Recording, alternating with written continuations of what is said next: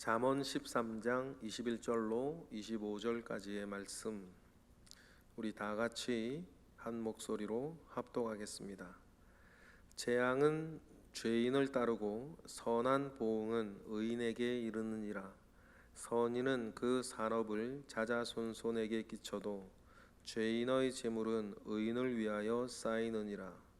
가난한 자는 밭을 경작함으로 양식이 많아지거니와 불의로 말미암아 가산을 탕진하는 자가 있느니라. 매를 아끼는 자는 그의 자식을 미워함이라. 자식을 사랑하는 자는 근실히 징계하느니라.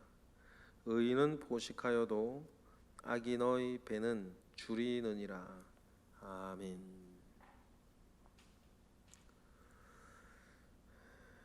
모든 지각에 뛰어난 그리스도의 평강이 저와 여러분에게 있기를 원합니다.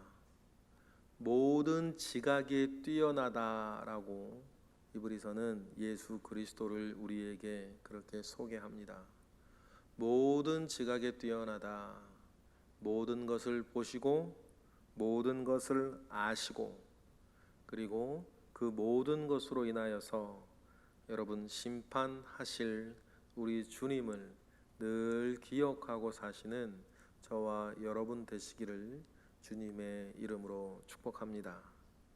그래서 요한계시록에서는 그래서 주님의 눈을 묘사할 때에 불꽃 같은 눈으로 이렇게 묘사를 하고 있습니다. 불꽃 같다, 불꽃 같은 눈이다 라고 하는 그 의미는 무섭다 이런 뜻이 아니고, 모든 것을 은밀한 것이라 할지라도 세밀하게 보시고 아시는 분이시다. 그러니 그 앞에서는 하나도 숨겨지는 것이 없고 그 앞에서는 하나도 가리워지는 것이 없다라는 의미가 그곳에 담겨 있는 것입니다. 그러니 여러분, 우리가 모든 것을 보시고 모든 것을 아시고 그것으로 인하여서 심판하실 주님을 기억하고 오늘의 일들 하나하나에 일희일비하지 아니하고 우리 주님 앞에서 언제나 의롭고 선하고 믿음 가운데에 서서 살고자 하는 그 마음, 살아가는 그 삶의 내용이 있기를 주님의 이름으로 축복합니다. 그래서 오늘 우리가 읽은 잠언서의 내용을 보면 모든 것을 심판하시는 주님께서 의인은 의인에게의 심판과 보응을, 악인은 악인에게 심판과 보응을 하실 것을 우리에게 알고 살 것을 우리는 기억을 하니, 여러분, 우리가 좀 전에 말씀드렸던 것처럼 그러한 모든 지각에 뛰어난 그리스도 예수를 우리가 바라보며 그 안에서 위로받고 그 안에서 소망을 가지며 그 안에서 능력 있게 살아가시기를 바랍니다. 그래서 21절 우리가 읽어보면 다 같이 읽어보겠습니다. 죄앙은 죄인을 따르고 선한 보응은 의인에게 이르느니라 라고 합니다. 얼마 전에 우리가 잠언을 묵상할 때에 죄인은 죄를 갈망한다, 그래서 그에게는 폭력이 쫓아온다, 그런 얘기들을 우리가 잠언에서 읽었는데, 재앙은 죄인을 따른다, 또 선한 보응은 의인을 따른다는 말도 동일합니다. 갈망하면 여러분 부르게 되어 있고, 부르면 그 일의 결과가 찾아오기 마련입니다. 그러면 우리의 마음의 소원은 의로운 것을 갈망하여 부르고 있는 사람인지 악한 것을 갈망하여 부르고 있는 사람인지, 그래서 우리가 선한 보응을 결국 만나게 될런지 아니면 재앙을 만나게 될런지를 늘 우리가 기억하며 사시는 우리 모두가 되기를 바랍니다. 이러한 것들이 우리에게 믿음이 되는 것은 좀 전에 말씀드렸던 것처럼 모든 것을 다 판단하고 계시는 주님이 있기 때문입니다. 모든 것을 되돌리는 하나님의 공의가 있는 것이죠. 그래서 22절은 이렇게 얘기를 합니다. 다 같이 읽어보겠습니다. 선인은 그 산업을 자자손손에게 끼쳐도 죄인의 재물은 의인을 위하여 쌓이느니라라고 이야기를 하는 거죠. 구약 유대인들의 전통 속에서 죄인은 자식을 남기지 못하고 죽는다.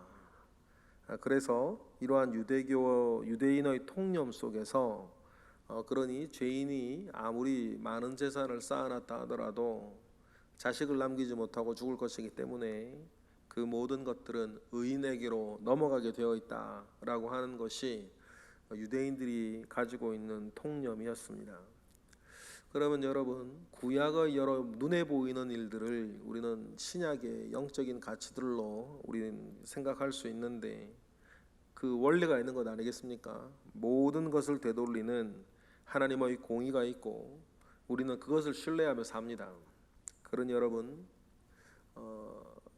지금 어떤 앞뒤의 일들로 인해서 시험 들지 않는 것이 중요하고 주님이 늘 성경에서 말씀하시는 것처럼 스스로 원수 갚기 위해서 손에 더러운 것을 묻히지 아니하는 것이 중요하고 또 지금 당장의 일들만 보고 악인의 형통함을 부러워하지 아니하는 일들이 우리 가운데는 꼭 있어야 되겠습니다.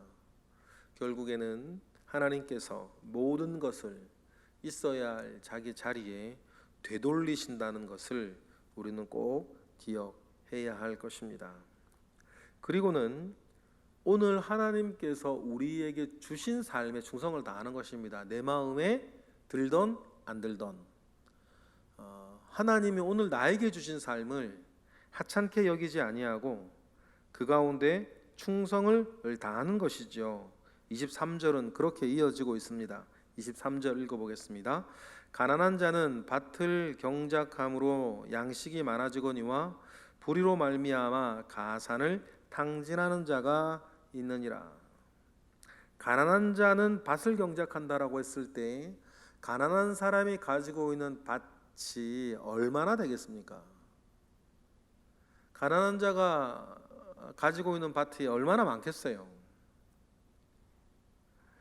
하지만 보잘것없는 밭에서도 그들이 열심히 일하여 양식이 많아지고 그들이 먹고 살기에 넉넉한 곡식이 자라나는 것이다.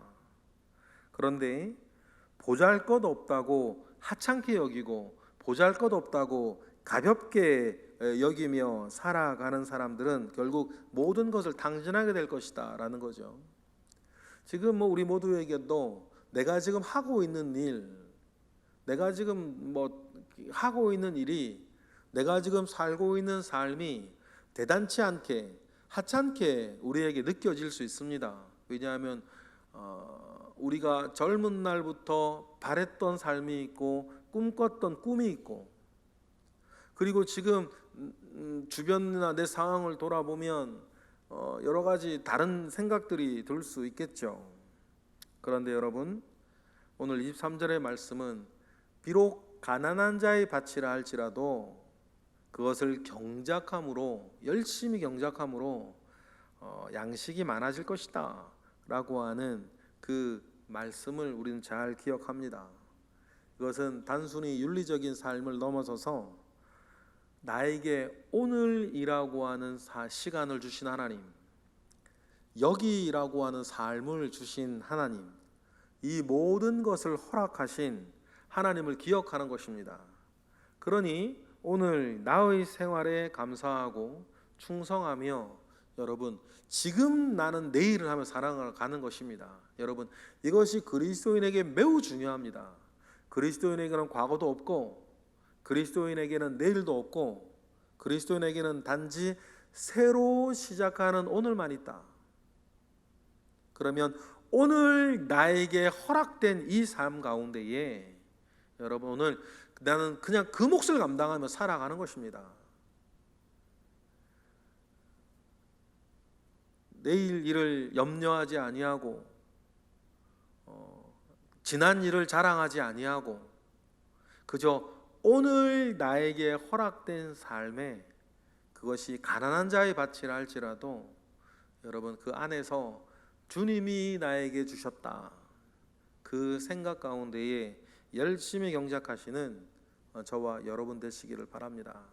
그러니 그리스도인에게는 일일 행위주의, 새로 시작하는 오늘밖에 없다라고 하는 것을 여러분 기억하며 승리하시기를 바랍니다. 그러면서 24절은 이어도 되고 아니어도 되는데 이러한 삶의 태도, 의의 기준을 여러분의 아들과 딸들에게 심어주어야 한다. 또 그것을 위해서 만약에 매가 필요하다면 근실이 징계라도 해야 된다라고 성경은 가르칩니다. 24절이죠. 읽어보겠습니다. 시작. 매를 아끼는 자는 그의 자식을 미워함이라. 자식을 사랑하는 자는 근실이 징계하느니라. 매를 아끼는 사람이 그의 자식을 미워한다라고 하는 것은 우리가 얼핏 1차적으로는 맞는 말은 아닙니다. 부모가 자식을 못 때리고 이렇게 측은하게 여기는 그런 것들은 우리 부모로서 그 마음을 잘 압니다. 그런데 성경은 말하죠. 결과적으로는 어떤 일이 되는 거다? 그를 미워한 일이 될 거다. 왜냐하면 그에게 바른 가르침을 엄하게 주지 못한, 그래서 의의 기준도 없고 삶의 태도도 없고 내가 어디서 어떻게 이야기를 말을 하고 어디서 어떻게 행동을 해야 되는지 배우지 못하고 자라나고 나중에 장성하여지면 더 이상 그에게 그런 말을 해줄 사람도 없을 때에 그가 살면서 겪게 될 그 모든 환난들을 생각을 하면 결국 부모는 그를 미워한 결과가 되지 않냐, 그 이야기를 하는 것이고, 그래서 반면에 자식을 사랑하는 자는 근실이 징계한다 그러지 않았습니까? 근실하다라고 하는 말은 어떤 뜻이냐면 기회가 생길 때마다 때를 놓치지 않고 그걸 근실하다 그러는 것입니다. 기회가 있을 때마다 때를 놓치지 않고 징계하는 것, 그걸 근신하다, 근실이 징계하다라는 것입니다. 여기에서 이 목적은 하나예요. 자녀에게 의의 기준과 삶의 태도를 심어주는 것이기 때문입니다. 그리하여서 그가 옳고 그름에 있어서도 믿음에 대해서도 의인으로 살면 25절처럼 될 거고 악인으로 살아도 25절처럼 될 거다. 이게 하나님 황금률이기 때문이죠. 25절 읽어볼까요? 시작. 의인은 포식하여도 악인의 배는 줄이느니라 라고 할 때, 의인은 포식한다라고 할 때 포식하다는 말은 영혼이 만족할 때까지 먹는다라는 뜻입니다. 영혼이 만족할 때까지 먹을 것이지만 악인의 배는 목구멍과 같아서 늘 줄이는 거죠. 먹어도 만족함이 없는, 주어도 감사함이 없는, 그러니 악인의 배는 늘 줄여 있는 것입니다. 의에 줄이고 목마른 자는 복이 있나니 그들이 배부를 것이며 라고 팔복에서 주님이 말씀하신 것과 같아요. 참 안 어울리는 말입니다. 얼핏 생각했을 때 의에 줄이고 목마른 자는 의에 대해 보상을 받는다, 공의가 이루어진다, 모든 일이 순리대로 된다, 이렇게 말이 붙으면 우리가 이해하기가 편할 텐데 참 이게 어떻게 이렇게 조합이 됐을까 싶을 정도로 의에 줄이고 목마른 자는 복이 있나니 그들이 배부를 것이라 그랬단 말이에요. 그러면 우리는 어떻게 그렇게 되어질 것인가를, 이게 1차적인 말은 아니기 때문에 어떻게 그렇게 되어질까, 왜 의에 줄이고 목마른 자가 배가 부를까 라고 하는 그것을 우리가 영적으로 그 원리를 우리는 캐내고 묵상하고 그 원리를 이해해 나가는 것이 우리의 몫이에요. 의에 줄이고 목마른 자는 결국 공평해질 거다. 그럼 우리가 얼마나 이해하기 편하겠어요. 그러니 여러분, 그 주님이 말씀하셨던 팔복과 관련되어져서 의인은 영혼이 만족할 때까지 먹을 것이다 라고 하니 말씀을 우리가 가지고 와서 여러분, 우리가 그 팔복도 이해하고 오늘 읽은 말씀도 우리는 이해하는 것입니다. 여러분, 그래서 우리 영혼이 만족하고 자족하고 더욱더 경건함을 이루어가는 여러분, 저와 여러분이 되시기를 원해요. 자족하는 마음은 경건의 유익이 된다. 여러분, 그래 하였고, 경건은 하나님과 친밀한 것이고 하나님을 많이 닮은 자취이니, 여러분, 우리가 의인으로 여러분 우리가 여러 환난이나 어려움도 견뎌내고 이겨내며 살면서 자족하는 마음 가운데에 하나님을 닮아 여러분 여러 일들에 만족하며 살아가시는 은혜들이 여러분 저와 여러분에게 있기를 바랍니다.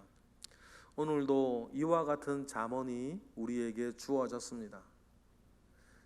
이와 같은 잠언 여러분 우리가 오늘 가슴에 품고 오늘도 살아가시고, 오늘도 저와 여러분에게 예정된 일도 있고 또 불현듯 생기는 여러 가지 크고 작은 일들도 있을 것인데, 그 모든 일들 속에서 오늘 우리가 읽은 이 말씀, 잠언의 말씀을 가지고 여러분 기억하셔서 삶에 적용하시고 이루어내셔서 승리하시는 우리 모두가 되기를 주님의 이름으로 축복합니다.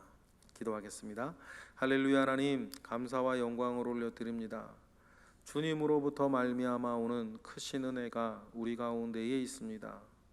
주여 함께 하시고 주여 역사하시고 가장 선하고 좋은 곳으로 주님 우리를 이끄시옵소서.